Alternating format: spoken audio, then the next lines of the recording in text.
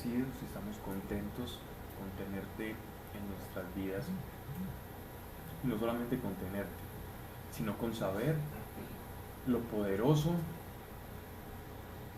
y la esperanza a la que somos llamados. Nuestros ojos muchas veces no pueden ver tus bendiciones o el alcance de ellas, ni cómo vas a lograr, Señor, el cumplimiento de los anhelos verdaderos de nuestro corazón. Y en esos intervalos podemos desesperar, a veces perder un poco la cabeza, la confianza. Pero en este día, Señor, en esta hora, en este tiempo que dedicamos los miércoles para conocer más de tu voluntad, Señor, todo eso nada tiene que ver. Hoy simplemente estamos de corazón abierto para que tu revelación entre en cada uno de nosotros y haga el trabajo, Señor, que tú le has dado a la palabra, y es que nos transforme, nos revele secretos del reino, quiénes somos nosotros, cuál es nuestro devenir, cuál es nuestro futuro, qué debemos esperar de ti. Y eso es lo que queremos, Señor, y esa es nuestra gratitud, que no hemos tenido un Dios cualquiera, que simplemente creemos cuando nos muramos pues nos vamos a encontrar contigo, sino un Dios que ya de hecho hemos encontrado aquí y ahora, y te experimentamos, Padre. Y esa es la gracia de este grupo y es nuestro agradecimiento también. Gracias, Señor, y que sea tu palabra en cada uno de nosotros, en el nombre de Jesucristo. Amén. Amén. Entonces, capítulo 3 de Proverbios, estábamos en el versículo 13, ¿cierto, Sari? 17. Sí, había terminado en el intervalo de la Septuaginta. Es decir, de lo que estaba solamente en esta Biblia que tenía acá. Y en la de Sari más o menos. ¿Okay? Versículo 17. O sea, ¿qué caminos? Los caminos de la sabiduría. Sus caminos son caminos deleitosos y son paz todas sus sendas. Recuerden que habíamos visto varias características de la sabiduría y cómo la sabiduría cumple ciertos principios. Eso lo vimos la charla pasada. Ahora vamos a seguir viendo como bendiciones que traen las personas que caminan en la sabiduría. La sabiduría para nosotros es el temor de Dios, o es el acoplar nuestra voluntad a la voluntad de Dios. Ahí está el verdadero sabio, el que elige los caminos de Dios, que ve más allá que nuestros propios caminos.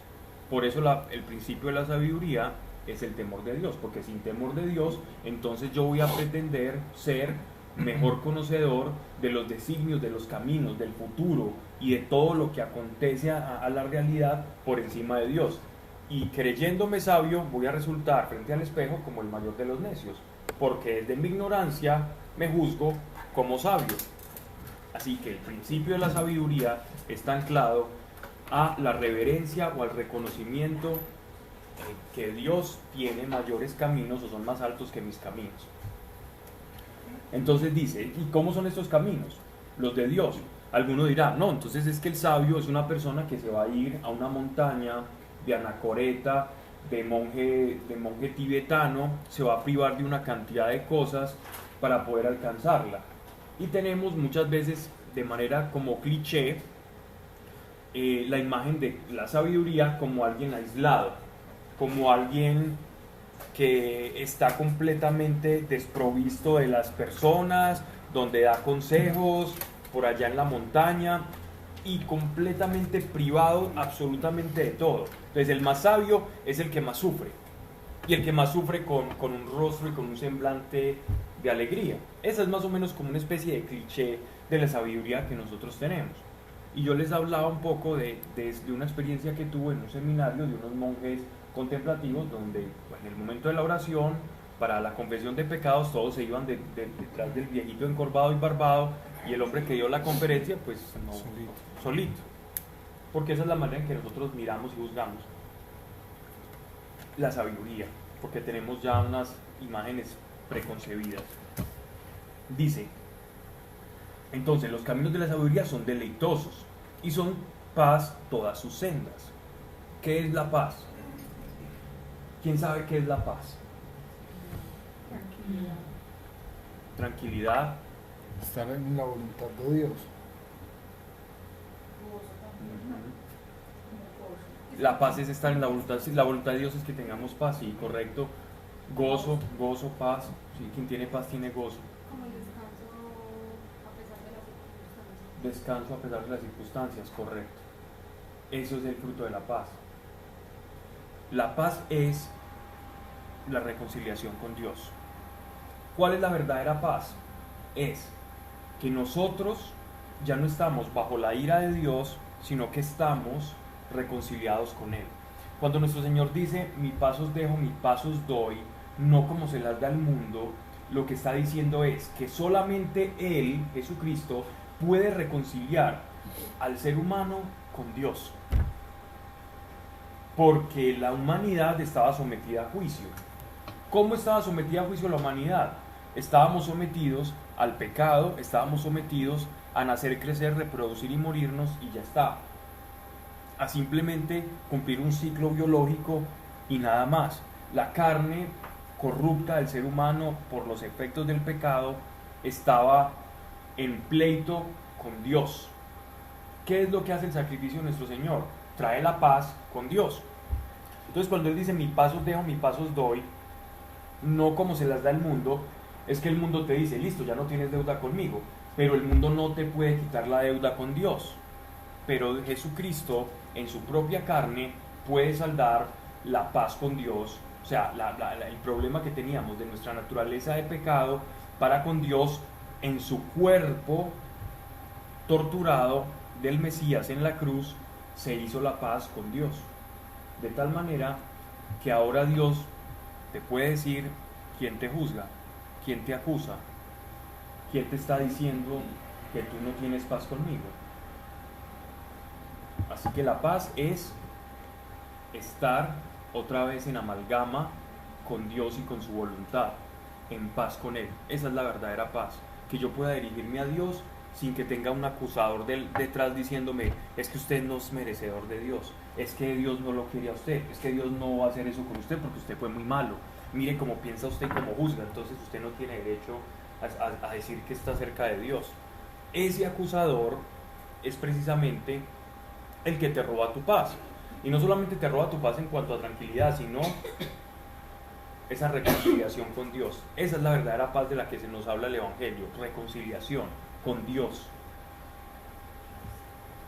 La paz que nosotros damos y que normalmente se canta y en este shalom que cantan los judíos y que nosotros cantamos en castellano como la paz esté con vosotros, que es ese estribillo que dice, esa es una canción judía precisamente para decir que entre nosotros los hermanos no tenemos deudas los unos con los otros, y si yo tengo una deuda contigo, entonces te la perdono. Y es una canción de jubileo del año en el que ellos se perdonaban todas las deudas, y yo ya no tengo nada, y se liberaban los esclavos y absolutamente todo, y cantaban ese la paz esté con vosotros, que nosotros cantamos también, para decir que no tenemos deudas con nadie, tiene deudas conmigo y quedan saldadas. La paz con Dios es, ustedes no tienen deudas conmigo, entonces ¿quién te acusa? Ahora pensemos, ¿quién es el que nos acusa a nosotros para quitarnos la paz que Dios ya nos dio? Y si la paz de nosotros fue sellada con sangre de Dios, con sangre de nuestro Señor Jesucristo, ¿quién va a poder quitar el sello de la sangre de Cristo sobre nosotros? Nadie. Así que ¿quiénes somos nosotros para decirle a Dios que no somos merecedores? Muchas veces no vivimos la verdad porque escuchamos otras voces que no es la voz de Dios que nos está diciendo, ustedes fueron reconciliados en mi cuerpo. Por eso Él dice, esta es mi sangre y este es mi cuerpo, el cual entrego por ustedes para la reconciliación. Esa es la Pascua. Entonces esa cita bíblica que dice, si Dios con nosotros, ¿quién pues contra nosotros? También hace referencia a completamente. Eso. Porque ya no tenés a Dios en contra. En contra no es porque Dios estaba con ganas de aplastar al ser humano, sino ese en contra significa que tu naturaleza ya no va en contravía de la de Dios, sino que se unen. Y ya se unen las dos voluntades, y ese es el ser humano que Dios diseñó. Un ser humano en espíritu y en la carne, obrando de manera coherente conforme a los designios de Dios y de la creación. No un ser humano por allá aislado, creyéndose un chimpancé pensante. y matándose e inventándose de su propia moral. ¿Ok? Entonces dice, sus caminos son deleitosos y son paz todas sus sendas.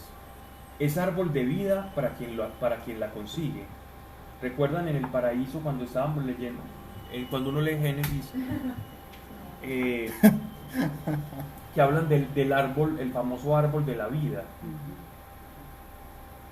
Ese árbol de la vida en la cábala o en la mística judía le llaman el Sefirot.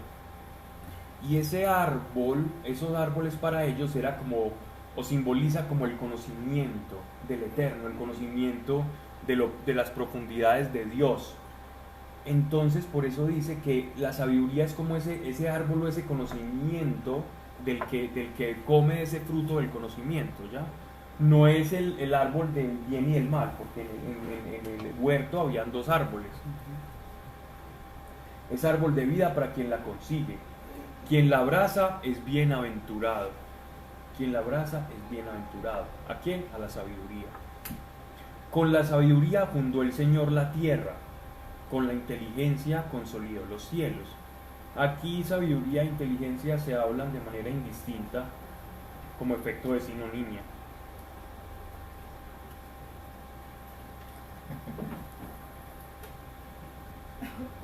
Con su ciencia hizo brotar las fuentes y por ella los cielos destilan el rocío. Algunos dirán qué tan poético y qué tan bonito, pero lo que nos están diciendo acá es simplemente que el que es sabio va a reconocer, por ese temor a Dios y por ese saber que hay un creador, que hay un diseño inteligente dentro de toda criatura, de toda creación, de toda cosa viva o inerte.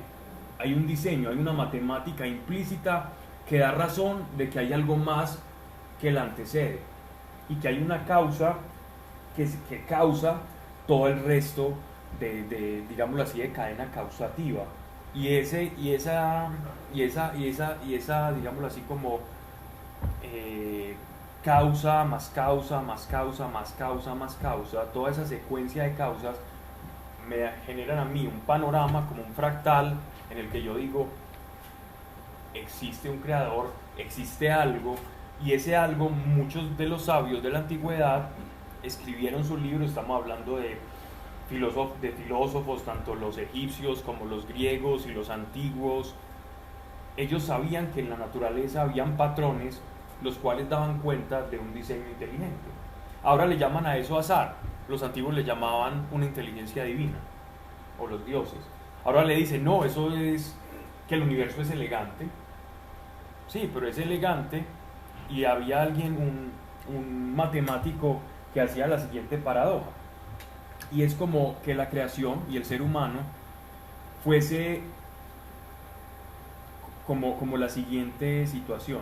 Tú llegas a un hotel, está servida la mejor comida, la que a ti te gusta, tiene tu postre, tiene el flan de caramelo, tiene la tabla de quesos de alta alcurnia con los vinos del gato, tiene las cosas raras que es capaz de comerse SEO. Bueno, el caso es que tiene todo un popurrí de cosas que te gustan a ti. El televisor está encendido en tu canal favorito. Vas a la mesita de noche y está el radio encendido en tu canción favorita. El agua de la llave está cayendo del hotel, de la habitación del hotel, a la temperatura en la que a ti te gusta bañarte, y la cama está con el colchón que a ti te fascina y con la almohada perfecta. Y tú te acuestas allí y dices, wow, qué diseño tan elegante. Entonces este matemático describía esa realidad como que lo amistoso que es este universo con la vida es más o menos como que usted casualmente llegue a ese tipo de hotel, por casualidad. Decía él que a él le parecía vergonzoso incluso pensar que no había una inteligencia que secundara toda la creación, porque es tan amigable este universo como está, este planeta, todo con la vida, que es ridículo pensar en otra cosa. Y ponía el ejemplo de la habitación del hotel. donde tú llegas y todo te es amigable. Más o menos así funciona la vida. Por eso la vida no se ha podido crear en laboratorio. Manipulan la vida, pero no crean vida. El ser humano no crea vida, manipula. La clonación es manipulación genética, no es creación. Porque ya hay un arquetipo de diseño que yo puedo manipular o deformar. La creación entró en controversia con Dios porque se deformó del plan original. Es eso lo que nuestro Señor vino a reconciliar. En su cuerpo reconcilió una naturaleza que estaba deformada con su propia naturaleza, para que nosotros no perdiéramos el contacto de lo que nosotros somos verdaderamente, que venimos de Dios. Hay una canción judía muy bonita que ellos cantan en la mañana para acordarse que ellos provienen de Dios y que no se les olvide, porque estamos tan sometidos por los 5 sentidos que cantan eso todas las mañanas como un himno, para que no se les olvide que ellos provienen de Dios. Porque es fácil perdernos en la bulla del mundo y olvidarnos de cuál es nuestra verdadera naturaleza. Me estoy yendo muy filosófico por allá, pero vamos, volvamos a que aterricemos a Proverbios. Entonces dice: con la sabiduría fundó el Señor la tierra, con la inteligencia construyó los cielos, con su ciencia hizo brotar las fuentes y por ella los cielos destilan el rocío. Es decir, esto es más que poesía, esto es diseño inteligente. Hijo mío, no la pierdas nunca de vista. Guarda siempre la prudencia y el consejo. Guarda siempre la prudencia y el consejo. ¿Qué es la prudencia? Uno lee y uno dice, sí, bueno, qué tan bonito, pero ¿qué es la prudencia? ¿Qué es ser prudente? Como no actuar impulsivamente, ni dado por las emociones, no reaccionar solo como producto de las emociones. Cuando uno hace lo que Paola dice, uno sabe hablar y sabe callar. Es cuando, muy bien, ustedes vieron lo que es la síntesis de la prudencia: saber hablar, saber callar y no ser impulsivo, es decir, que mis emociones no tomen el control. Entonces, ¿cómo se puede ser prudente? Cuando yo escucho al Espíritu. Prudente no es el que nunca habla, porque ese puede ser imprudente con su silencio. Yo puedo ser imprudente con mi silencio, o puedo ser imprudente por mi hablantinosidad, pero la prudencia de la sabiduría es cuando mi espíritu, o cuando yo no estoy controlado ni por mi razón ni por mis emociones, y mucho menos por mis instintos, porque el que está controlado por sus instintos solamente va a ser el más imprudente. Incluso en este mundo caído y como está en estos tiempos, alguien que solo está gobernado por sus instintos se ve mal en esta sociedad, y eso ya es mucho decir. Gravísimo. Alguien que solo lo controla en sus instintos va a tener muchos problemas incluso en esta sociedad. Pero también el que es controlado por sus emociones o por solo su razón. Entonces, ¿quién es verdaderamente prudente? Quien escucha al Espíritu. Ese es el espiritual. El espiritual es prudente.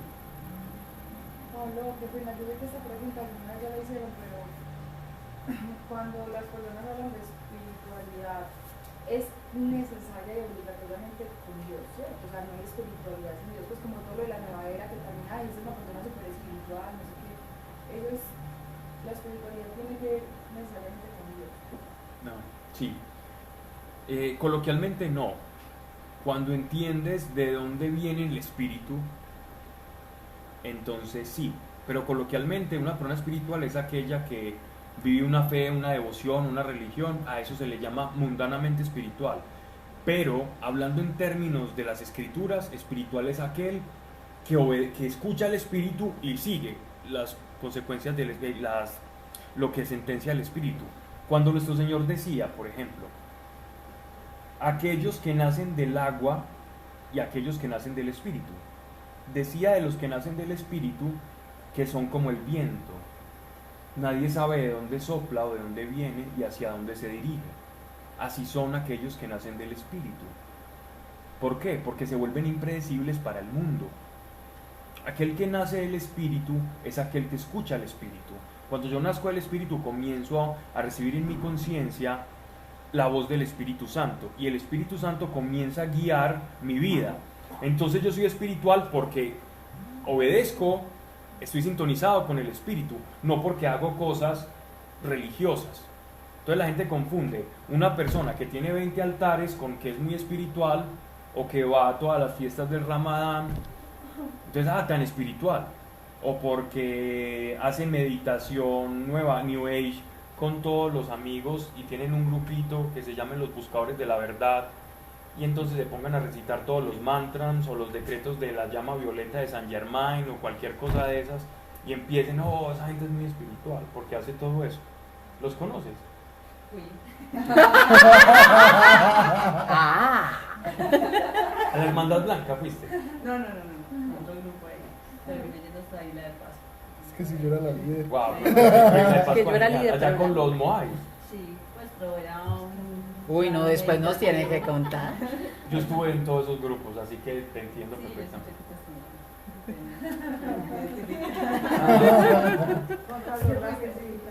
De Sí, risita es que maliciosa. uno no se ríe de la llama violeta porque sí. Eso es un pecado. Yo le paso un barro. Los decretos del yo soy. Bueno, el caso es que uno dice, tan espirituales, pero espiritual es aquel que escucha al Espíritu, no aquel que hace cosas que parecen espirituales. Los fariseos no eran para nada espirituales, pero parecían. El parecer no es serlo. Bien, sigamos entonces. Y tampoco el no parecerlo es no serlo.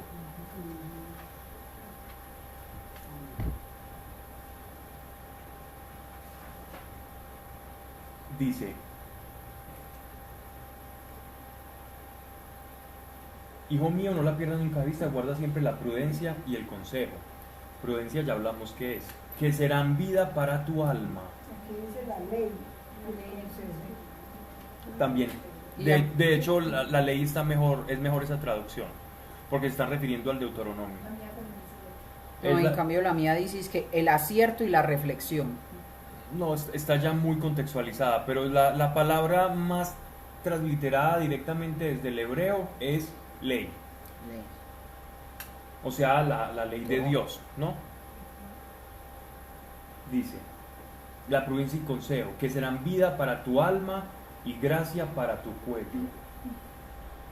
¿Por qué para tu cuello? Que no te deja hablar. No te deja con la mía dice adorno. La mía dice adorno. La mía dice adorno y para ti. Gracia, algo que Se iba a engalana, decir es algo que que engracia, cabello es y era eso. cuello. Pero es que normalmente nosotros decimos como que de aquí sale la voz. Entonces, pues no se lo leí, Bien, lo pensaste así, está muy bien. Por dos cosas. Una, porque pues era el ornato tradicional, era tener gargantillas en los cuellos, y ese era el adorno de las mujeres, ¿cierto? Que los israelitas tomaron mucho de los sumerios, de los asirios y sobre todo de los egipcios, que utilizaban unos pectorales preciosos, de ornamento de colores. Y entonces la sabiduría no solamente va a producirte vida, sino que te va a adornar.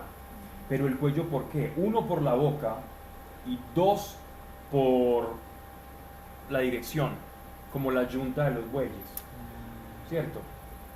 La dirección, es la sabiduría la que te va a dar dirección, por tus designios, por lo que tú escojas, por tus elecciones. Las personas van a decir, ¿por qué eligió de esa manera? Y algo va a producir. Dice, entonces irás confiado tu camino y no tropezará tu pie. Cuando te acostares no sentirás temor, te acostarás y dormirás dulce sueño. Nos falta el sueño, nos falta sabiduría. Porque cuando tú eres sabio y has meditado en la ley, en los designios de Dios, suponemos que los has practicado, y si los has practicado te has llevado a buen camino, y si tienes buen camino, entonces Estás tranquilo. Si Estás tranquilo. dormir. Y pues igual tienes alguna dificultad, tienes la paz que da, pues, sobre todo el entendimiento. no tendrás temor de repentinos pavores, ni de la ruina de los impíos cuando venga. Entonces miren cómo la sabiduría y la fe tienen un punto en común. Y es que si bien la fe es la antítesis del temor, pues también el ser sabio nos va a llevar a tener fe, porque es que yo no puedo ser sabio si no tengo temor de Dios, y si yo tengo temor de Dios tengo que creer, así que la fe y la sabiduría van de la mano. No hay persona que tenga fe y no alcance sabiduría, van de la mano, así como la sabiduría del temor de Dios van de la mano, son prácticamente como ingredientes indispensables para producir la paz y para aniquilar el temor, porque de hecho la fe, o el temor, perdón, es una fe invertida. Cuando yo temo, estoy teniendo fe en que algo malo va a pasar. Por lo tanto, la antítesis del temor es la fe, es esperanza en lo que Dios ya dijo que a mí me iba a pasar. Ante el temor, fe. Y cuando tengo temor de Dios, no este temor, hay sabiduría. De repentinos pavores ni de la ruina de los impíos cuando venga, porque el Señor será tu confianza y preservará tu pie de quedar preso. Es decir, de quedar atrapado, de quedar anclado en el momento en que vaya a haber un problema en la ciudad. Se está refiriendo aquí el rey Salomón a que no tengas miedo de que no vas a poder salir de ese embate, de esa situación difícil. ¿Okay? Ya después vamos a ir viendo más principios de la sabiduría y unos proverbios que son como más bien como adagios o consejos muy útiles, muy prácticos sobre la vida, digámoslo así, como natural, pero siendo personas espirituales. Ahora vamos a irnos más o menos como al año 55 después de Cristo. Vamos a dejar proverbios hasta el Y a usted ahí ya se le acabó ese proverbio. Lo voy a terminar, no, hasta el versículo 27. Gracias. aquí está hasta el Ah, 31. sí, el mío está hasta el Hasta el 35. 35, perfecto. Por eso les digo. Dijo, y se le acabó tan rápido. Así como le acabas de decir. No niegues un beneficio al que lo necesita. Ah, sí, ¿cómo íbamos a dejar esto de lado? Sí, Que lo tenías súper También acabado. pensé y yo, uy, yo ya lo había superado. No niegues un beneficio al que lo necesita, siempre que en tu poder esté hacérselo. Evangelio de Coquito, cuando nuestro Señor explicaba, si ustedes ven a alguien que necesita su túnica, ¿qué debemos de hacer? entregarla. Si usted tiene algo que otra persona necesita o quiere, de esa, Es más, que dice, déjele también su sombrero. y déle su sombrero. ¿Por qué? ¿Por qué hacer eso? No para sentirnos muy buenos, porque buenos no tenemos ni un pelo, bueno es Él. Nosotros lo intentamos imitar. Pero, porque esa es la verdad. Dios es dador, Dios es dar, Dios es dar. como déjese robar. No, esa expresión él la lleva a un extremo. Todas las paradojas semitas o del Nuevo Testamento, las parábolas, siempre llevan una situación al extremo para reflejar o hacer resaltar un principio y que sea más visible. Entonces llevan todo como a lo máximo, a la máxima. Perdonarás 70 veces 7, ¿cierto? O claro, o no entra el rico, más fácil entra un camello por el ojo de la aguja. Y uno dice, ay no, ¿cómo así? Entonces ¿quién se salva? Eso es lo que pensó aquel.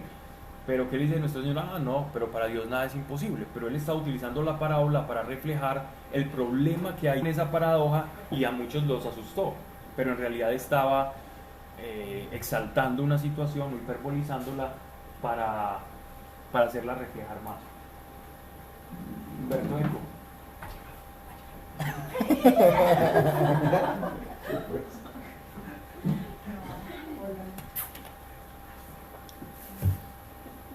Como ya llegó el último ancor, ya podemos empezar.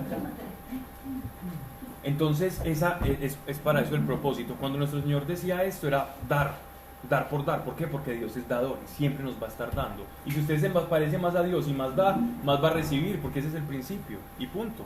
Así funciona.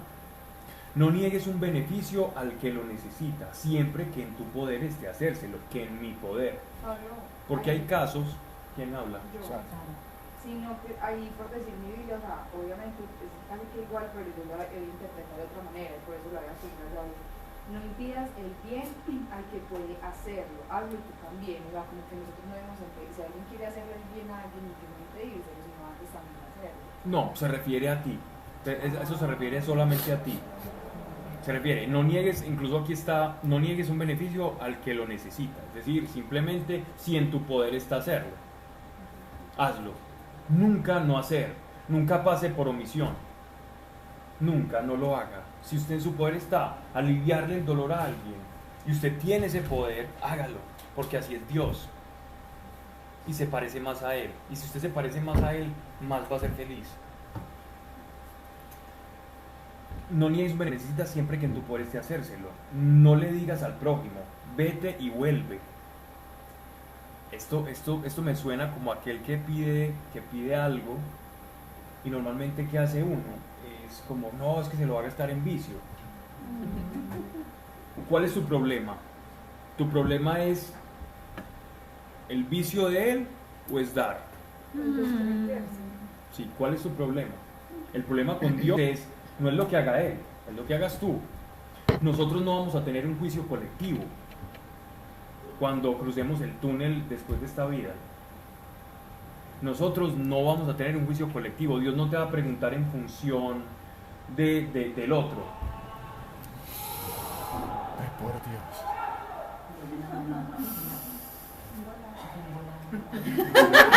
¡Qué suspiro! ¡Aleluya!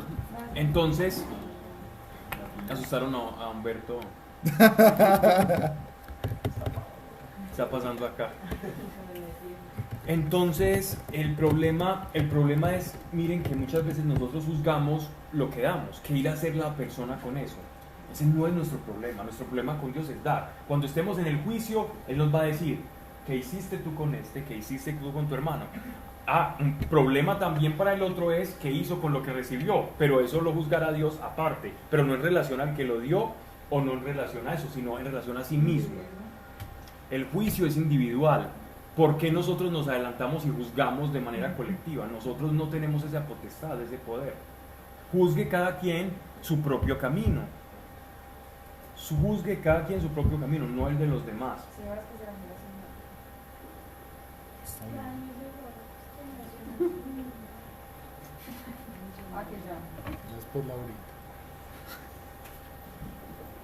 No le digas al prójimo, vete y vuelve mañana, te lo daré.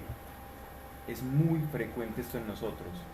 Quedar bien pudiendo hacerlo ya. Y Con la así no- esperanza de que se le olvide. Y así no te ves tan mal, así quedas bien, amortiguas la conciencia, pero el espíritu es muy difícil de engañar. Tú engañarás la carne, pero el espíritu. Y no otra cosa ahí. Dolor. Esa es la versión moderna. La versión paisa. esto, sí. Si lo tienes a mano. Miren qué es, si está en tu poder y si lo tienes a mano. No es que vamos a hacer como unos locos, o el consejo que nos está dando aquí el rey Salomón, inspirado por el Espíritu, no es que vamos a irnos a hacer unos botaratas. Es saber ser dadores, porque nuestro Padre de los cielos es dador. Y nosotros, si somos sus hijos, tenemos que, su naturaleza, y es dar. Nosotros damos, nos damos. Miren, eso es la naturaleza de Dios. No trames mal alguno contra tu prójimo, mientras él confía en ti. Yo sé que eso no nos pasa a nosotros. Jamás. Lo digo casi que sabiendo que no es como lo que más nos va a atacar. No trames mal alguno contra tu prójimo mientras él confía en ti. Hay que guardar la lealtad siempre, leales. La lealtad es un valor muy importante. Y si estamos involucrados en la política, más difícil. Verso 30. No pleites con nadie sin tazón si no te ha hecho agravio o sin razón. Está mal acá. No litigues. Litigar es pelear. No pleites. Entonces le preguntan al abogado, ¿usted litiga? ¿Usted pelea? Sí, yo Era peleo. litigar con un tazón. Si no hacen caso, para los golpes. Pin. Con Con una sartén. dice,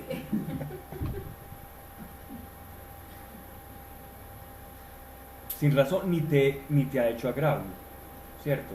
No vale la pena desgastarnos. No envidies al injusto ni sigas sus caminos. Esto sí que se ve mucho, y aquí estamos hablando ya de cosas que atañen pues como a nuestra naturaleza humana, y esto lo he escuchado tantas veces que hasta me parece preocupante, porque a la gente tan mala le va bien y yo que soy tan bueno me va mal. ¿Ustedes no han escuchado eso? Hasta el cansancio uno escucha esto. Es que a esos que son tan mal les va bien. ¿Tú qué sabes que les va bien? ¿Qué juzgas tú por bien? Que haciendo trampa y delinquiendo obtienen dinero. ¿Eso juzgas tú por bien? ¿Tú juzgas bien eso? Están muy equivocados. Cuando hablas con las personas y abren tu corazón, te vas a dar cuenta que las apariencias verdaderamente son lo más engañoso que puede haber. Lo más engañoso. No envidies al injusto ni sigas sus caminos. Porque generalmente cuando envidias al injusto es por los resultados que crees que lo que hace injustamente le produce y te va a llevar a la perdición. Dice verso 32, porque el perverso es abominado de Dios. Entonces nunca envidie a alguien que Dios rechaza. No lo envidie y no crea que le va bien, porque al ser rechazado por Dios, y no es que Dios no lo pueda perdonar, ni que Dios lo odie, sino que Dios rechaza esa conducta y Dios no permite esa conducta. Es como si tú tienes una casa y tu hijo empieza a traer personas a la casa y a hacer cosas terribles con ellos, tú no lo vas a permitir. Lo mismo ocurre con el Señor, que a veces nos escandalizamos con expresiones como es abominado de Dios, pero es que no se nos olvide que Dios es santo. Dice que solo tiene sus intimidades con el justo. Dios solo tiene sus intimidades con el justo. Y yo sé que si pregunto justo, voy a obtener muchas respuestas de qué es justicia para Dios. ¿Cierto? ¿Qué es un justo? ¿Quién es un justo? ¿Quién es un Sadok? ¿Sí ve? El que hace la voluntad de Dios. Ese es el que Dios llama justo. O sea que Dios con quien comparte sus intimidades, con aquel que busca hacer su voluntad. Nunca envidiemos nosotros que procuramos hacer su voluntad a alguien que procura lo contrario, porque Dios nos está diciendo, ellos no me tienen a mí, si no me tienen a mí no tienes nada de que envidiar, antes todo lo contrario, tienes que pedir por ellos, porque no tienen absolutamente nada, y cuando mueran se van a dar cuenta de lo que obtuvieron, y que nada de aquello se pudieron llevar, y que lo único que se pudieron llevar está estropeado, y no está reconciliado conmigo. Y si no está reconciliado conmigo, no pueden ir al lugar donde yo estoy. Y si yo no puedo ir al lugar donde no estoy, solo hay un lugar donde no está Dios en este universo. Entonces, es lo duro de esta paradoja en la que nos pone aquí en el proverbio, y es, no envidiemos a quien no tiene a Dios. No sabemos lo que estamos haciendo tan ridículo, tan falto de verdad. Y no repitamos o no digamos, ay, como le va de bien a esta persona y que no tiene a Dios. No te creas ese cuento, que ya le fue mal. Al no tener a Dios ya le fue todo lo mal que le puede ir a uno en la vida. Verso 33. En la casa del injusto está la maldición del Señor, que bendice la morada del justo. ¿Qué no tiene él? La bendición. ¿Qué tiene el justo? La bendición. Escarnece a los escarnecedores y da su gracia a los humildes. O sea, al opresor hace justicia y al humilde la gracia. ¿Qué es la gracia? Es el favor. Da honra a los sabios y reserva la infamia para los necios. Así que, mis estimados, todo lo que nosotros hacemos tiene consecuencias en esta vida. Todo lo que nosotros hacemos, incluso el buscar a Dios, tiene sus consecuencias. Y las consecuencias son honra, sabiduría y gracia. Honra, sabiduría y gracia. Qué bonito eso. Vamos entonces ahora a segunda. Dime. Que es un culto en la que usan la palabra burlones, cuando dice el Señor se burla de los burlones, que no se burla de sus mismos. Sí, aquellos por ejemplo que en mi traducción decía escarnecedores. Significa aquellos que oprimen a otro y se jactan de ello. ¿Me explico? Una persona que tiene determinada posición social y abusa de sus empleados y les echa en cara que es esa persona precisamente la que les da el empleo y por ella comen.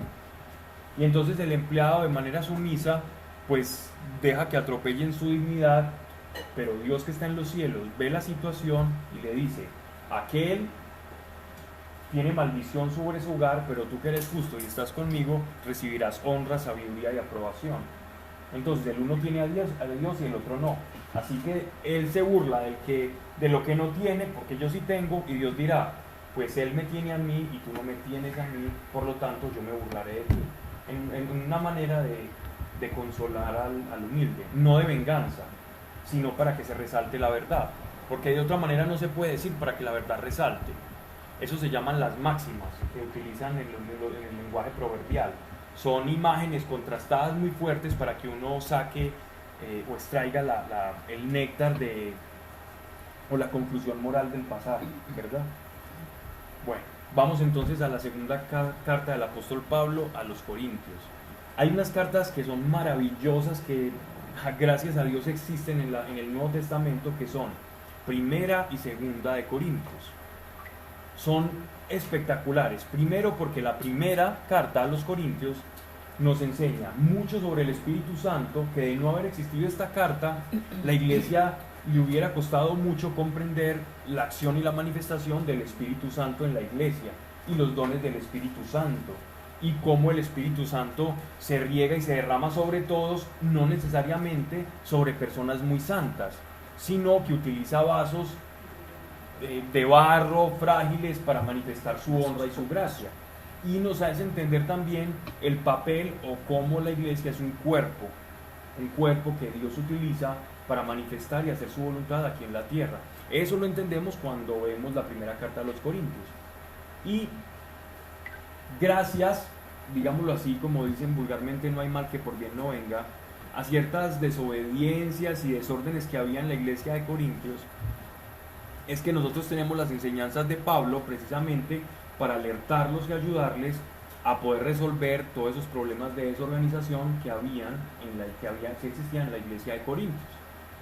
Ya después viene su segunda carta, y en esta segunda carta, que fue muy cercana a la primera, lo sabemos por un espacio de 3-4 años, esto viene cuando el apóstol Pablo estaba en Macedonia, que él mismo dice después que escribe la carta, y esta carta también fue escrita para resolver inquietudes que fueron saliendo de la primera carta y de personas que el Pablo enviaba, como Timoteo, como Tito.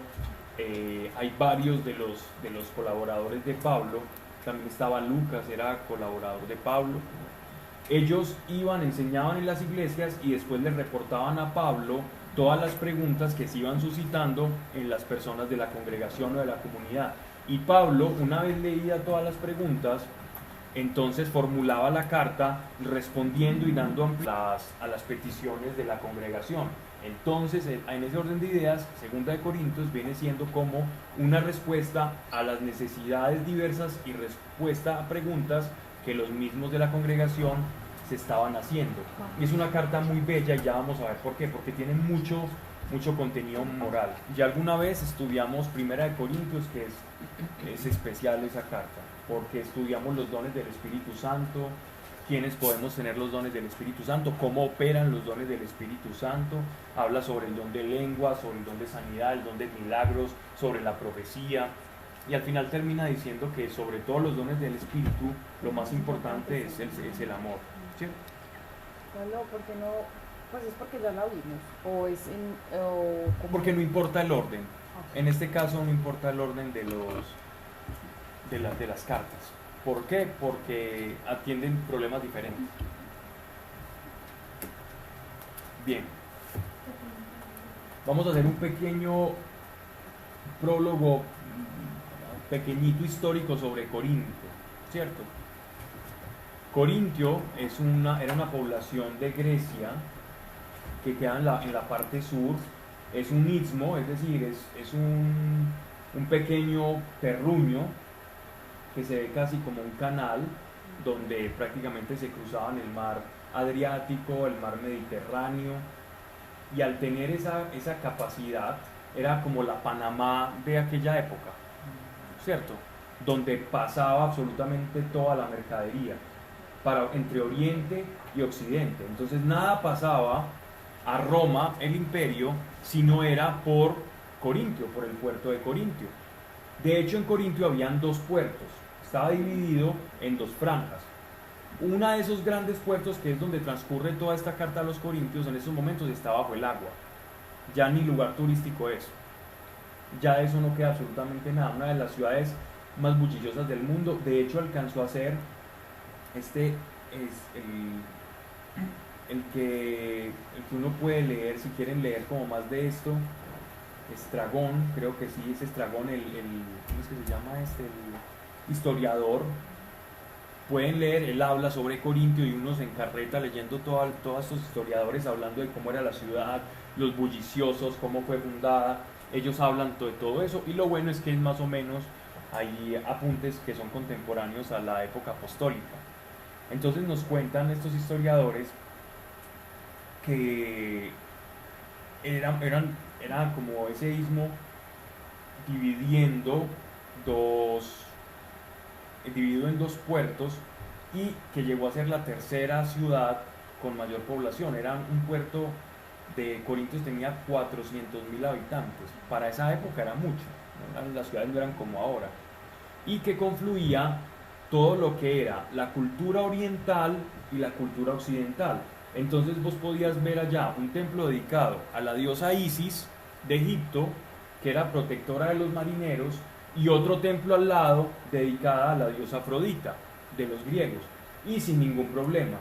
Debido a ese sincretismo que existía en Corintio, fue que el evangelio entró muy fácil, porque para ellos recibir ideas novedosas no era extraño, porque estaban acostumbrados. Había una comunidad de 40.000 judíos en Corintio. Existían egipcios, existían persas, existían pues griegos y latinos, y en ese cóctel de razas y de personas, de religiones, entonces a nadie le extrañaba escuchar lo del otro. No era como en Roma, que eran más cerrados a las deidades romanas, sino que aquí estaban abiertos como a todo, y así convivían y coincidían muchas cosas. Llegó a tal punto de efervescencia económica Corintio, la ciudad de Corintio, que incluso a las personas de Corintio, a los ciudadanos, prácticamente se les dejó de cobrar impuestos, porque recibían dinero por los impuestos que recibían de las mercaderías que llegaban de España, llegaban de Roma, llegaban de Egipto. Y no, nosotros tenemos mucho acá, ustedes quedan eximidos de pagar impuestos. Y era una ciudad donde mucha gente quería vivir precisamente porque no se tributaba de todo el dinero que llegaba. Pero donde llega el dinero, con el dinero llegan también los vicios y los excesos. Y no fue la excepción Corintio. Había un viejo adagio que se utilizaba para los habitantes de Corintio, y era, esta persona fue a Corintio y llegó corintesiada o corintiada, que o sea, llegó completamente moralmente corrupta. Entonces llegó la virgencita de viaje de 15 años y ya ni llegó virgencita, y ya los 15 años los perdió, por decirlo de alguna manera. Eso era Corintio en la época antigua, era Las Vegas de esa época, del año 55 después de Cristo. Ibas allá a jugártela y a perder todo.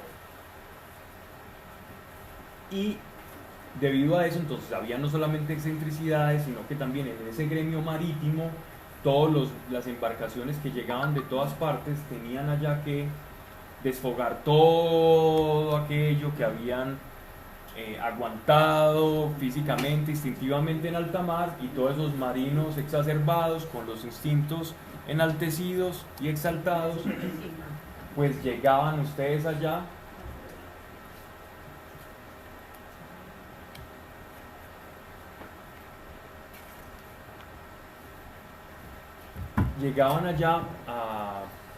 ya se imaginarán aquí.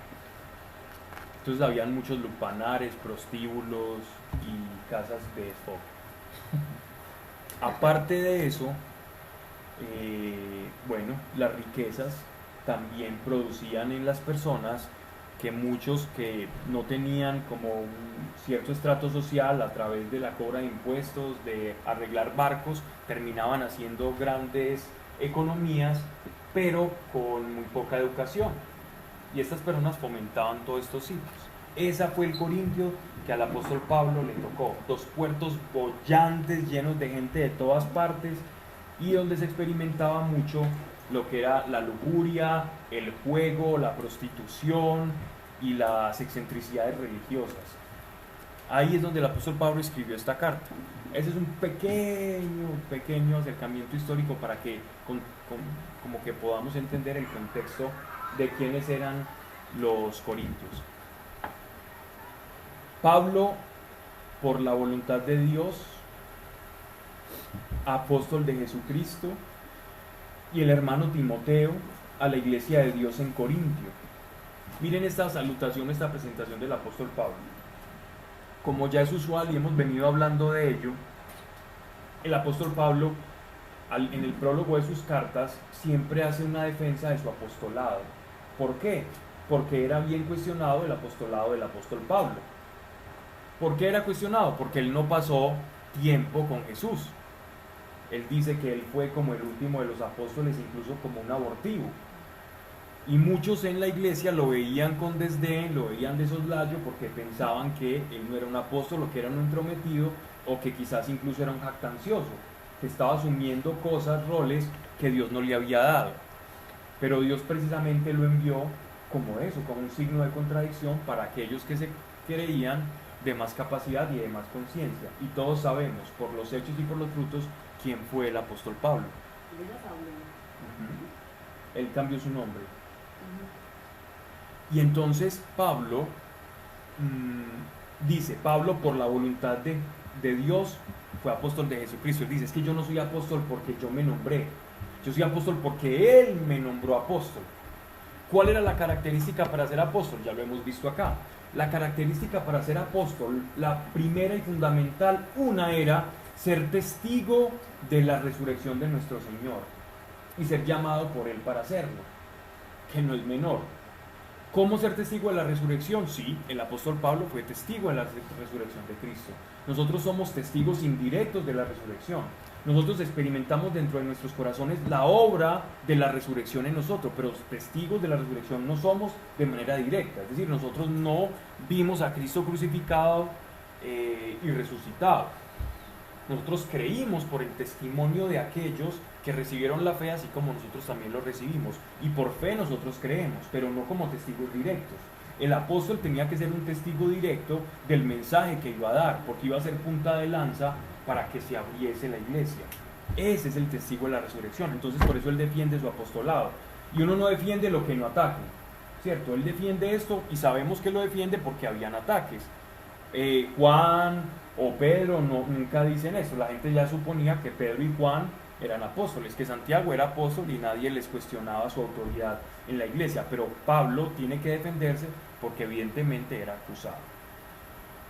Y el hermano Timoteo, generalmente Pablo saluda con 2 personas porque él tenía acompañantes, tenía ayudantes, y Timoteo es un claro ayudante. De hecho hay una epístola a Timoteo que está en el Nuevo Testamento donde él le da consejos de cómo dirigirse y también a Tito, y sobre todo a Timoteo a pesar de su juventud, porque Timoteo era un hombre joven pero muy sabio y también era juzgado por su juventud, y muchas veces en determinadas iglesias no era tomado en cuenta por su juventud. Y entonces el apóstol Pablo le da consejos de cómo dirigirse a las personas para que no lo juzguen por su juventud, sino por los frutos del Espíritu que hay en él, porque aún de eso nosotros juzgamos, de la edad de una persona. La edad no te hace más sabio, la edad te hace más vivido.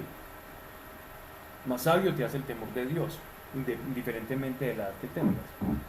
Ahora sí, que entre más vivas, más puedes ser sabio, claro, pero no es una condición. Y el hermano Timoteo a la iglesia de Dios en Corintio.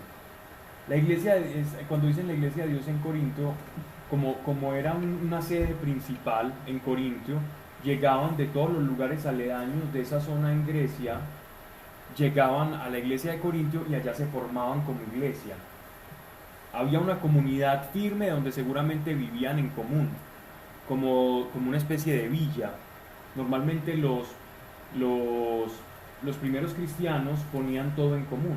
No confundir con el comunismo de Carlos Marx o de Lenin o Stalin, no. El poner todo en común era por amor, no era por una ideología política. Era porque si tú estás necesitado, yo tengo lo que tú necesitas y te doy por amor, no por obligación de nadie. Ese era el verdadero amor. Los unía el amor a Dios y el amor al prójimo. No una ideología, sino el amor.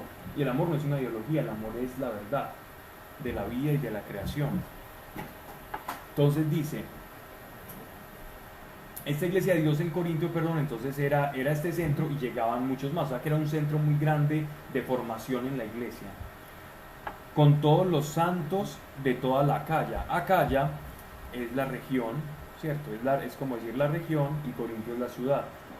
O sea, todos aquellos que cohabitaban o se formaban dentro de esa villa de Corinto, Sea con vosotros la gracia y la paz de parte de Dios nuestro Padre y del Señor Jesucristo. Cuando él dice la gracia, no es como una salutación y una formalidad, que a veces lo leemos y decimos, es una formalidad, es un saludo. No, cuando él escribía sea la gracia, créanme que el apóstol estaba escribiendo a sabiendas de lo que estaba diciendo. No era como, ay, Dios te bendiga, amigo, como uno le dice, como un cliché, como una muletilla. Cuando él dice la gracia, él está pidiéndole que el favor de Dios sea con la persona que está escuchando esto. Que la persona que está escuchando esto reciba un beneficio de parte de Dios. Eso es gracia. Y la paz de parte de Dios, nuestro Padre y el Señor Jesucristo, significa la reconciliación. Reciban esa reconciliación para que ustedes entiendan que ya no estamos peleados con Dios, que Dios no está lejos. Eso significa ese saludo.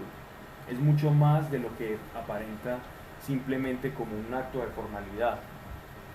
Verso 3. Miren esto que es bien bonito.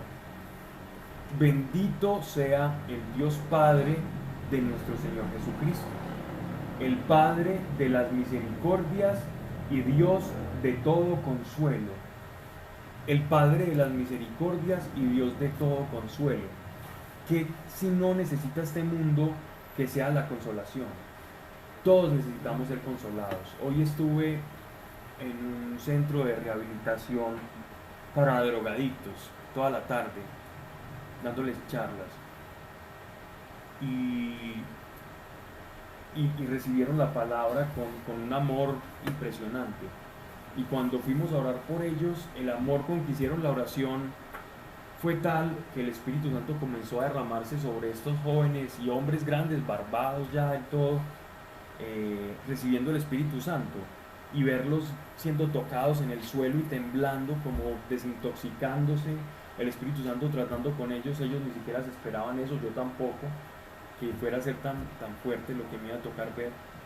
Y después ver a estos jóvenes, cuando me iba a ir, abrazarte y llorando como niños pequeños, y hombres grandes, barbados, abrazados a ti, llorando y agradeciendo porque nunca habían tenido un papá o nadie que les dijera que Dios existía y que se podía tocar de verdad, que Dios no era simplemente una religión, sino que era algo más, y que lo estaban siguiendo y experimentando algo sustancial en ese momento. Y fue impactante. Dios, el Padre, es misericordioso y es Padre de todo consuelo. Eso es consolación. Ellos recibieron consolación. Una de las obras del Espíritu Santo, cuando lo recibimos, es consolarnos, es darnos consuelo. Nosotros necesitamos ser consolados todo el tiempo, porque nos herimos, porque nos aporreamos, porque por obstinados, por tercos, por no saber ver, nos damos un golpe y nos lastimamos, y así como un bebé, así como un niño llora buscando consuelo, así también nosotros necesitamos ser consolados todo el tiempo. Desde el hombre que parezca con el corazón más rudo, como pensaba yo que habían allá, te das cuenta que todos necesitamos ese consuelo. Y alguien que nos diga, aquí estoy, no temas, yo te voy a hacer bien, te han hecho mal o te has hecho mal, pero yo te quiero hacer bien. Eso es hacer. Me enseñó con su ideal, con sus dones y sus talentos, fueron quebrantados por una mala palabra dicha sin querer o queriendo, y ahí empieza el corazón a fracturarse. Y así hay muchos ejemplos donde el corazón de nosotros va siendo fracturado. Cuando Él dice: he venido a sanar a los de quebrantado corazón, la pérdida de un padre y de reclamarle a Dios por qué me lo quitaste, o de un hijo, o de cualquier cosa que nos pueda pasar a nosotros, eso nos va a nosotros a quebrantar el corazón. Cuando recibimos al Espíritu Santo, parte de la acción del Espíritu Santo sobre nosotros es venir a traer y a vendar ese corazón quebrantado. Y muchas veces nosotros no podemos tener una relación libre, fresca con el Espíritu y con Dios, porque todavía aún permanecemos con un corazón quebrantado. Entonces es bueno pedirle a Dios y que cada uno medite en eso y pedirle al Señor que nos muestre dónde nuestro corazón ha sido quebrantado para poder sanar ese quebranto de corazón. Y en esa medida vamos a renovar y a refrescar nuestra relación con Dios, porque eso es el papel del Espíritu Santo, renovarnos y pegarnos ese corazón que es quebrantado, que está roto. Entonces, ¿qué hace Él con el Espíritu? Lo une. ¿Cómo lo une? A través del consuelo. ¿Y qué da el consuelo? El consuelo cambia las mentiras que te fracturaron el corazón por las verdades espirituales. Y cuando Él lo hace, eso se siente fresquito en el corazón, se siente algo agradable. Incluso lo puedes sentir hasta físicamente. Cuando Dios está restaurando un corazón quebrantado, se puede experimentar. Hey, yo estoy sintiendo un no sé qué, como un calor, una sensación acá. El Espíritu Santo está sanando un corazón quebrantado, con un noviazgo, con un fracaso en una relación, con un apego afectivo, con insultos, golpes. Con eso se quebranta nuestro corazón. Con palabras maldichas de un novio o de una esposa o un esposo: tú no sirves para nada, yo no te quiero porque estás muy gorda o muy gordo, o por esto y por lo otro, o te cambié por este porque tenía una billetera más gruesa. Todo ese tipo de cosas quebrantan el corazón y el Espíritu Santo nos sana de eso. ¿Por qué? Porque va a cambiar todo eso que fue mentira por la verdad. Y ahí se produce el consuelo. La verdad consuela. Cuando Él nos muestra: mira, es que tú eres esto. Eso que te dijeron no eres tú. Lo que yo veo de ti es la verdad. Lo que dicen los demás es la visión de un pobre tridimensional que no ve más allá de sus propias narices, y tú te lo estás creyendo. Créeme a mí, que puedo ver más. Esa es la fe. La fe existe porque hay incapacidad. ¿Por qué necesitamos fe? Porque somos incapaces de ver más allá, de hacer milagros. Por eso necesitamos creer en el que sí puede hacerlo y en el que sí puede ver más allá. Entonces la fe en el cielo desaparecerá. Bueno, ya estoy mezclando muchas cosas. Sigamos acá, que termino perdido en un solo pasaje y no avanzo. Bendito sea el Dios Padre, el Padre de las misericordias y Dios de todo consuelo. Estábamos hablando del consuelo, que nos consuela en todas nuestras tribulaciones, en todas. Cuando dice todas, es todas. No hay tribulación por la cual el Espíritu Santo no pueda pasar o que no pueda ayudarte. No, es que yo tengo esto y es que eso sí nadie me lo quita. No, entonces estás aferrado a ese corazón quebrantado, porque no permites que el Espíritu Santo entre a esa parte de ese corazón que fue quebrantada. Permítele entrar a esa zona que te duele. Permítele entrar. Ábrele el corazón a esa zona que te duele, que el Espíritu Santo la va a sanar. Abramosle el corazón a Dios a todo.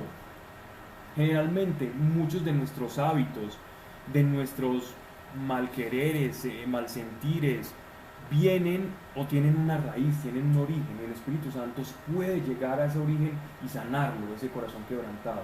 Y lo que se produce es una frescura en la relación con Dios sin límites, y donde tú vas a sentirte completamente libre, para que podamos consolar nosotros a los atribulados con el consuelo con que nosotros mismos somos consolados por Dios.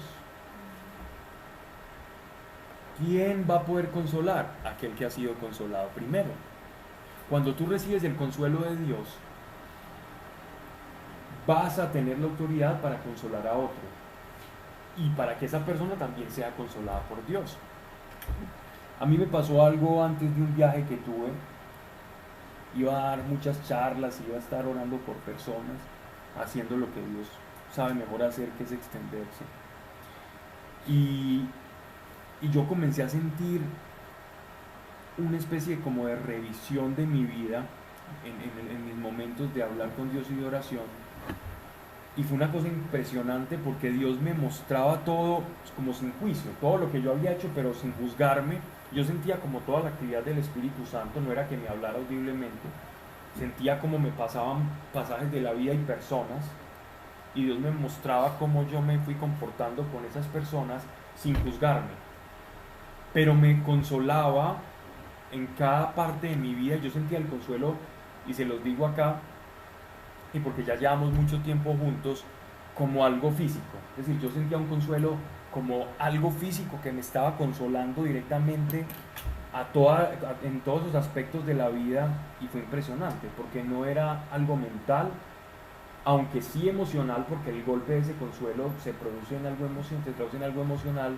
Podía sentir la consolación del Espíritu, pero lo que yo no sabía era lo que me iba a tocar ver en ese viaje, porque en ese viaje me iba a tocar brindar mucho consuelo a personas que estaban pasando necesidades terribles que yo ni me hubiera imaginado. Pero primero tuve que ser consolado para poder entender o sentir misericordia por aquel que ha de tener o que ha de ser consolado también. Entonces, Dios primero nos consuela a nosotros para que nosotros podamos también consolar. Dios consuela a su iglesia para que su iglesia pueda salir y ver la necesidad del otro como su propia necesidad, la aflicción del otro como su necesidad igual. Cuando yo pueda verdaderamente decir un día, he aprendido a llorar con los que lloran y a reír con los que ríen, ahí es aquel que ha entendido el amor de Dios y el consuelo.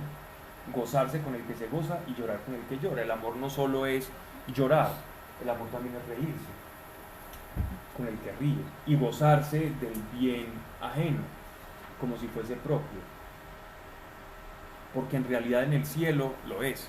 En el cielo la ganancia de uno, de la iglesia, va a ser la ganancia de todos. La ganancia de Paola va a ser mi ganancia en el cielo va a ser la ganancia de Paola, la ganancia de todos nosotros. Lo que hagamos por el reino de los cielos va a ser completamente compartido. Allá no hay individualismo, en el cielo todo es compartido.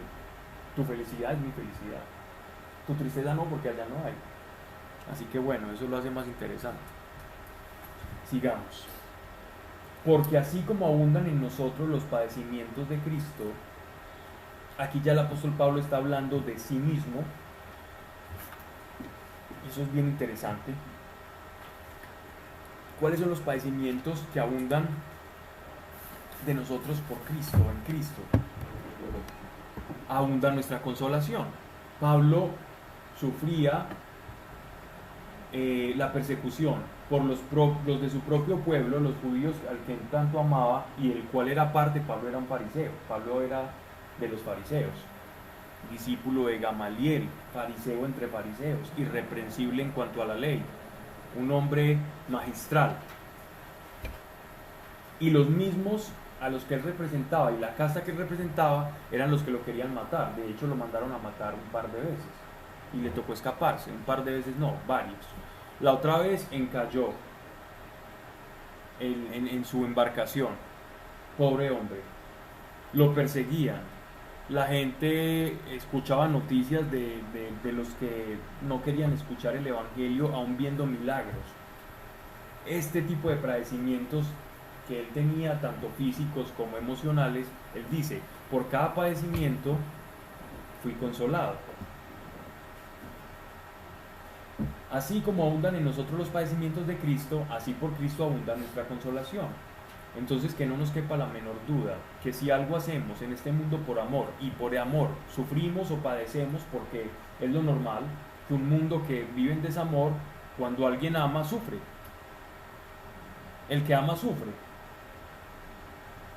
Que no quepa la menor duda que si por amor sufrimos, por el mismo amor seremos consolados, no por el mundo sino por Dios. Así que siempre hay retribución, porque Dios no es deudor de nadie. Verso 6. Pues si somos atribulados es para vuestro consuelo y salud. O sea que él ya está diciendo acá, la tribulación mía no es por mí, es por ustedes. Mi cansancio es para ustedes. Mis desvelos son para ustedes, no es para mí, porque yo estoy con Dios y yo entiendo las cosas de Dios, dice el apóstol Pablo. Pero mis sufrimientos son por usted. Esos viajes que me toca hacer desde Jerusalén, pasando por Roma, para llegar a visitarlos a ustedes, pasando persecuciones, cárceles, que mi propio pueblo me quiera matar y salir escondido, pasando hambrunas, desiertos, los montes Tauros por allá donde tuvieron un montón de problemas con unos malhechores. Todo ese tipo de terrenos y de viajes y todo eso es para ustedes. Así que mi padecimiento es ganancia para ustedes, dice él. Pues si somos atribulados es para vuestro consuelo y salud. Si somos consolados es por vuestro consuelo, que se muestra eficaz en la tolerancia de los mismos trabajos que nosotros padecemos. Y es firme nuestra esperanza en vosotros, sabiendo que así como participáis en nuestros padecimientos, así también participaréis en los consuelos.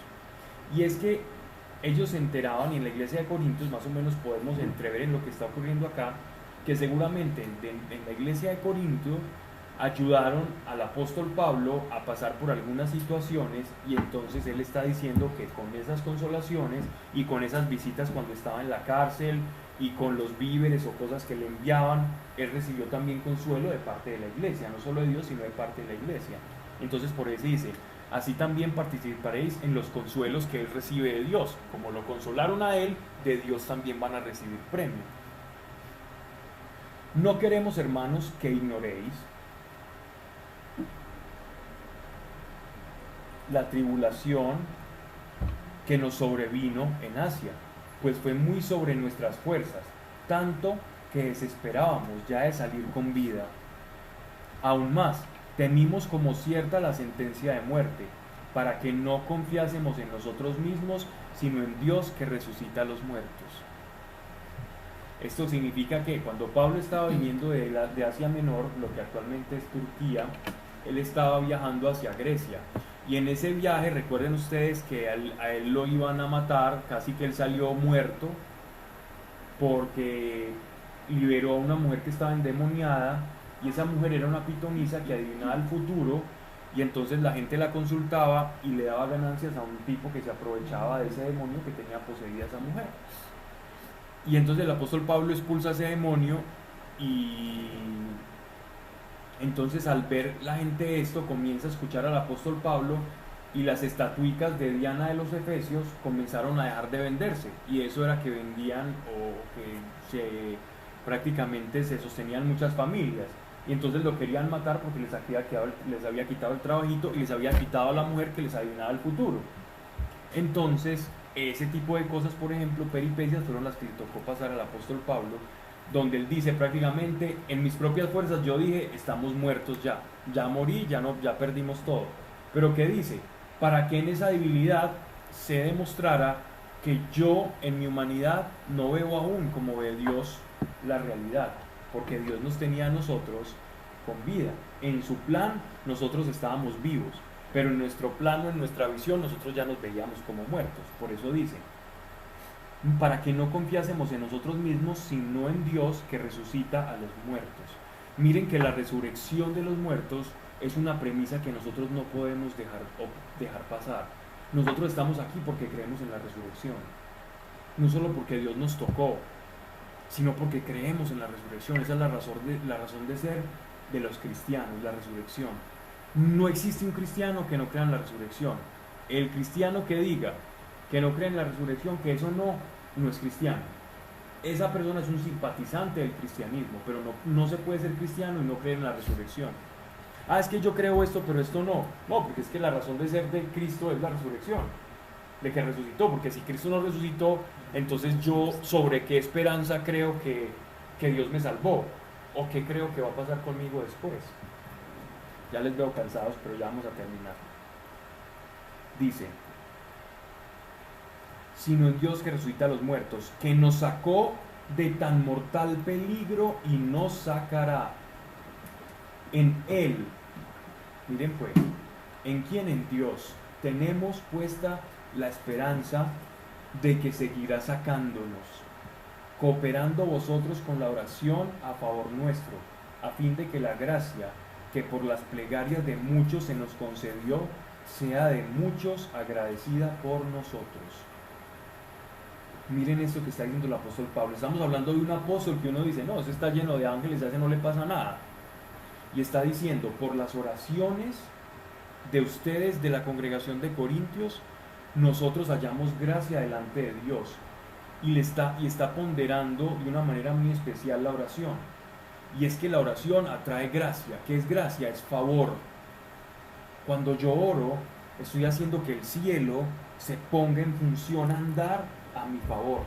La oración trae al cielo, la atmósfera del cielo, para que mi vida ande conforme Dios quiere que ande, para que el Dios de la resurrección se manifieste en nosotros, para que nos libre de situaciones, no solamente nos libre de situaciones peligrosas, o cuando salimos o vamos a ir a un viaje largo y decimos Dios ayúdame, o vemos que la comida está muy rara y la bendecimos, o que huele extraño, entonces yo la bendigo, ahí sí me acuerdo de la bendición, que normalmente a mí me pasa, lo digo es porque a mí me pasa, cuando veo que la comida es de una procedencia extraña, la bendigo, ¿cierto? Pero cuando veo que es como muy normal, le voy de la casa, no la bendigo. Pero la oración a tiempo y a destiempo vale la pena, siempre, porque miren que lo está diciendo un apóstol, que veía en el mundo espiritual y veía como la oración de los santos, de la iglesia, santos, entiéndase todo aquel apartado para Dios, no todo bien portado con el efluvio luminoso, sé cómo actúa y opera a favor nuestro. Así que no nos cansemos de orar unos por otros y que no desfallezcamos en saber y tener la certeza de que la oración produce y mueve el reino de los cielos. La oración mueve la mano de Dios. La oración hace que la atmósfera del cielo se manifieste en esta realidad. Hace que nos libremos de una cantidad de situaciones y de nuestra propia vida y que nos unamos a la voluntad del Señor. Vamos a seguir entonces la próxima charla con segunda y tercera de Corintios, si nos da, o por lo menos segunda, y vemos un proverbio también, el proverbio que sigue, y vamos intercalando entre un proverbio y Corintios. ¿Estamos de acuerdo? Entonces vamos a orar. Padre nuestro, gracias por tu amor, gracias por tu providencia. Padre, gracias. Ayúdanos, Señor, a ver la necesidad del otro como propia, a no ser egoísta, Señor, porque el egoísmo es mentira. El egoísmo es la mentira de que estamos separados, Señor, cuando somos parte de la misma familia. Y cuando somos tan parecidos los unos a los otros, simplemente nos diferenciamos por una apariencia, pero en el corazón todos somos seres necesitados. Y simplemente poniendo barreras o apariencia de cosas para quizás ocultarlas más vergonzosas, pero ahí estamos todos en esa misma carrera, Señor, y en esa misma envoltura, intentando ser a veces lo que no somos, o parecer lo que no somos, Señor, pero tú nos ayudas, Señor, a ser lo que somos y lo que tú planeaste, y cuando somos lo que tú planeaste, Señor, vemos tu mano moverse, porque es el plan, es el diseño original. Ayúdanos a dar como tú das, Señor, que el juicio solo corresponda a nuestras acciones y no correspondan las acciones de los demás, que solo tengamos juicio sobre nosotros mismos y nuestras decisiones. Ayúdanos a esto, Señor, a través de tu Espíritu Santo. Padre, ayúdanos a esos fragmentos que están, Señor, de un corazón quebrado y quebrantado por el poder de tu Espíritu Santo, a que descubramos qué zonas, qué áreas, Señor, de nuestro corazón han sido vulneradas y que no nos permiten tener una relación a plenitud, fresca y de la manera que tú has diseñado, Señor, porque ya se hizo la paz por nosotros, Señor. Y ayúdanos a que esa paz sea llevada a todas las áreas de nuestra vida y de nuestro corazón, en el nombre de Jesús. Amén. Amén. Gracias. Ganamos ya. No sé. Ya se acabó. Ya acabó. ¿Y en el partido aquí o en Tolima? En Tolima. Qué descanso.